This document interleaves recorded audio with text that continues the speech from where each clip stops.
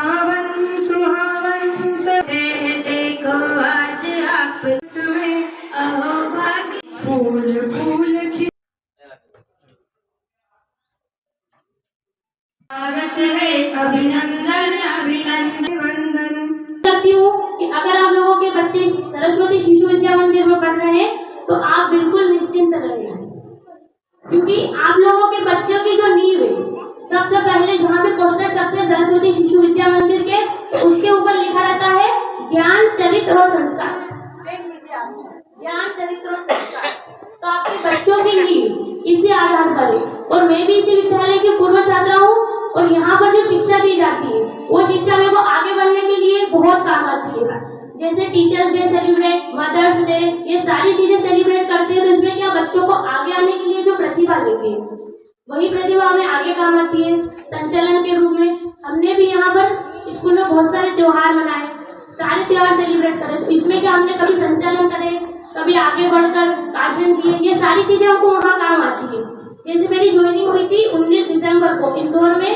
अभी मैं इंदौर पुलिस में कार्यरत हूँ, मेरी ट्रेनिंग चल रही है 9 महीने की। अभी हम भोपाल गए थे, 5 दिन की छुट्टी मिली, ट्रेनिंग के बीच में 5 दिन का ब्रेक। तो उसी के बीच प्रधानाचार्य हमारे घर आए, मम्मी पापा का स्वागत करा, इसके लिए मैं उनका दिल से धन्यवाद करना चाहूंगी। तो मेरी फर्स्ट डे 19 दिसंबर को ज्वाइनिंग थी, और जब ज्वाइनिंग थी उसके सेकंड डे मेरा वर्क उन्होंने देख के मेरे को सबसे पहले लीडर बनाया, वो भी 50 लड़कियों के ऊपर। क्यों? क्योंकि उन्होंने मेरे भाषण देने का तरीका जो था उनको अच्छा लगा, और वो मैंने सीखा सिर्फ यहाँ से, क्योंकि यहाँ पर मैं क्लास की मॉनिटर थी। तो वो प्रतिभा मेरी वहाँ उन्होंने देखी। फिर थोड़े दिन बाद, 1 महीने के बाद उन्होंने मेरे को जनरल लीडर बनाया वहाँ पर, क्योंकि ये जो प्रतिभाएं है ना, ये सरस्वती शिशु विद्या मंदिर के जो छात्र छात्राओं में दिखती है, वो यहाँ के आचार्य और दीदी द्वारा दिए गए इनके लिए। अब गांव में बात होती है कि लड़कियों को आगे मत बढ़ाओ, माहौल खराब है, लड़की अगर आगे जाएगी तो बिगड़ जाएगी, कहीं कुछ हो जाएगा। तो उसके लिए मैं आपको एक उदाहरण देना चाहूंगी। सुधरना और बिगड़ना मनुष्य के स्वभाव पर निर्भर करता है, न कि माहौल पर। सुधरना और बिगड़ना मनुष्य के स्वभाव पर निर्भर करता है, न कि माहौल पर। अब रामायण में 2 पात्र हैं, एक है विभीषण और एक है कैकेयी। विभीषण रावण के राज्य में रहकर भी नहीं बिगड़ा, और कैकेयी को देख लीजिए आप, राम के राज्य में रहकर भी नहीं सुधरी। गुरु जिनने मेरे को यहाँ तक पहुँचाया, उनके लिए 2 लाइन कहना चाहूंगी। 1000 रंग चाहिए एक रंगोली को बनाने के लिए, 1000 फूल चाहिए एक माला बनाने के लिए, 1000 पानी की बूंद चाहिए एक समुद्र बनाने के लिए, और एक अकेला गुरु चाहिए बच्चों की जिंदगी को स्वर्ग बनाने के लिए। यहाँ तक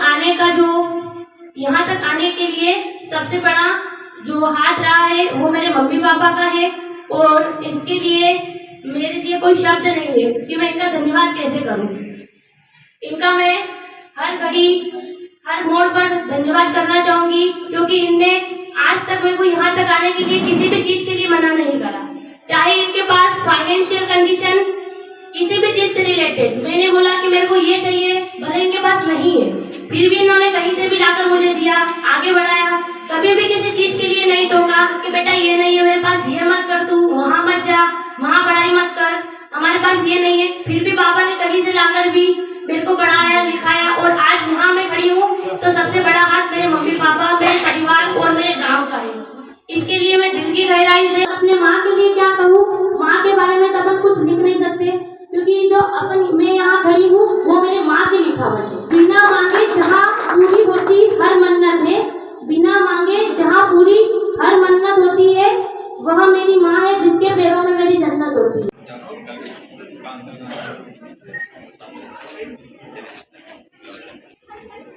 पूजन करें और आशीर्वाद।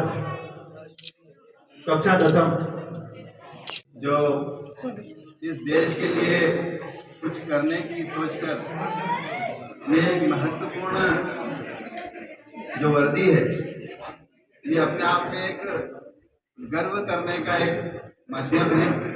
ये देश के लिए जब ये वर्दी कोई पहनता है तो इसका मतलब ये है कि इस देश के प्रति उसके अंदर श्रद्धा है, भाव है, और इस देश के लिए कुछ करने की भावना है।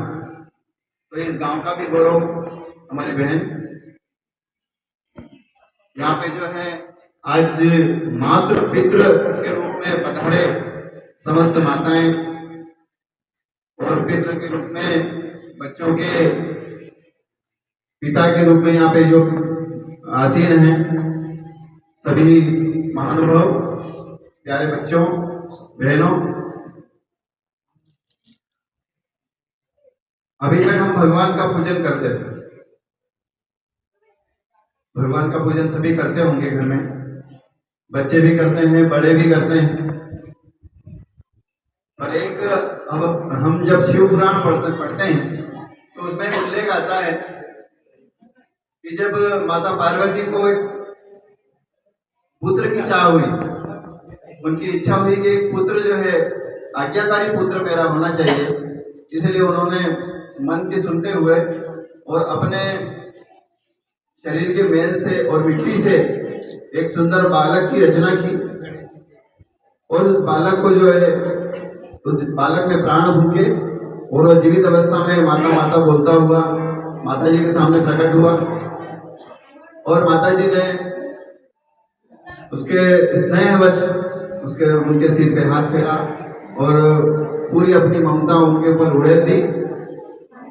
जब माता जी स्नान करने गई तो उन्होंने बोला, बालक गणेश, नाम रखा गणेश, तुम जो है घर के बाहर पहरा देना और कोई भी मेरी आज्ञा के बिना कोई भी घर के अंदर प्रवेश नहीं कर पाए।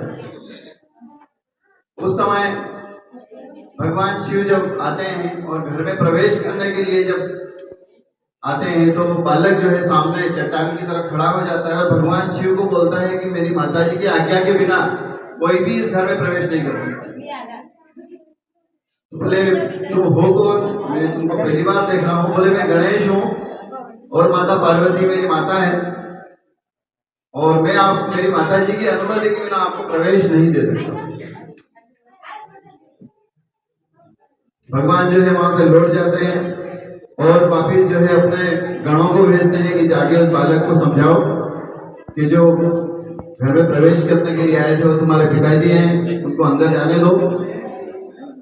शिव गणों के बीच में जो है गणेश जी से युद्ध होता है और वो शिव गण भी हार जाते हैं। और सभी शिव गण के हारने के बाद वापिस भगवान शिव के सामने बोलते, भगवान वो तो जो है बालक हटने वाला है नहीं, आपको ही वहां पे वापिस जाना पड़ेगा और उसको हटाना पड़ेगा, बलपूर्वक हटाना पड़ेगा। तो भगवान शिव ने उसको बालक समझ के वापिस लौट गए थे और गणों को भेजा था, पर वो मात्र भक्त बालक को हटने के लिए तैयार नहीं था। और अंत में हम सबको मालूम है, हम सब जानते हैं, सीरियल में भी हमने देखा है, भगवान शिव वहां पे वापिस आए, उनका युद्ध हुआ और उन्होंने त्रिशूल से जो है बालक गणेश का जो है सिर धड़ से अलग कर दिया।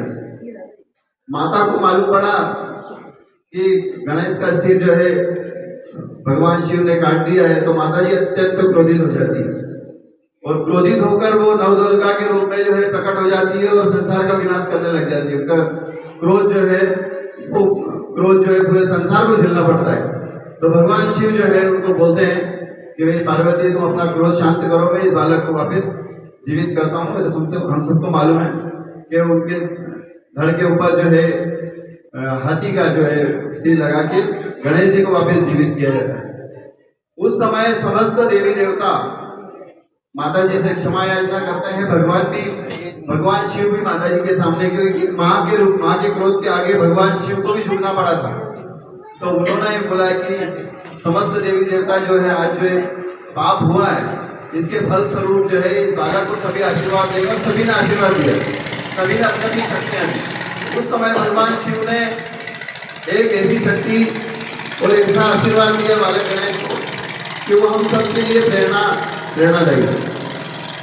उन्होंने बोला कि ये जो पितृभक्त के रूप में, एक मातृभक्त के रूप में आज जो उदाहरण प्रस्तुत हुआ है, ये पूरा संसार इसका अनुसरण करेगा। जो भी बच्चा अपनी माँ को इस रूप में पूजेगा और माता को जो हमेशा सर्वश्रेष्ठ उपाधि के रूप में सबसे आगे रखेगा, पूजनीय समझेगा, उसके समस्त देवी देवता जितने हैं उनकी पूजा तब सफल हो जाएगी जब वो अपने